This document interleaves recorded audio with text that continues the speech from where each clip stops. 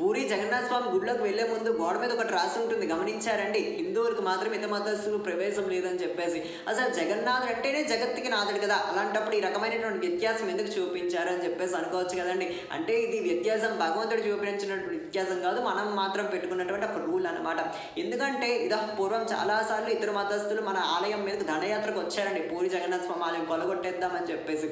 కానీ అక్కడ ఉన్నటువంటి జగన్నాథుడు కదండి, వాళ్ళ పన్నాగాలు ఏవి పనలేదన్నమాట. అప్పుడు ఏం చేశారంటే అక్కడ ఉన్నటువంటి వాళ్ళందరూ కూడా మీరెవ్వరూ కూడా ఈ ఆలయంలోకి ప్రవేశం లేదు, ఎందుకంటే ఇన్నిసార్లు కొలగొట్టేద్దామని చూశారు కాబట్టి మీ ఎవరికి ప్రవేశం లేదని చెప్పేసి చేశారనమాట. కానీ జగన్నాథుడు కరుణామయుడు కదండి, ప్రతి ఒక్కరికి ఆయన తండ్రి, ప్రతి ఒక్కరికి తన పిల్లలంటే ప్రేమ, ఎన్ని తప్పులు చేసినా కూడా. కాబట్టి ఆయన అంటున్నాడు, మీరందరూ ఎన్ని రూల్స్ పెట్టుకుంటే పెట్టుకోండి, ఎన్ని చేసినా చేసుకోండి, కానీ నేను మాత్రం నా పిల్లలను చూసుకునేందుకు ప్రతి సంవత్సరం కూడా రథమెక్కి బయటకు వస్తాను, నా భక్తులందరూ నా పిల్లలందరూ నేనే చూసుకుంటారని చెప్పేసి ఆయన రథమెక్కి బయటకు వస్తున్నాడు. అంత కరుణామయుడు మన జగన్నాథుడు. జై జగన్నాథ్.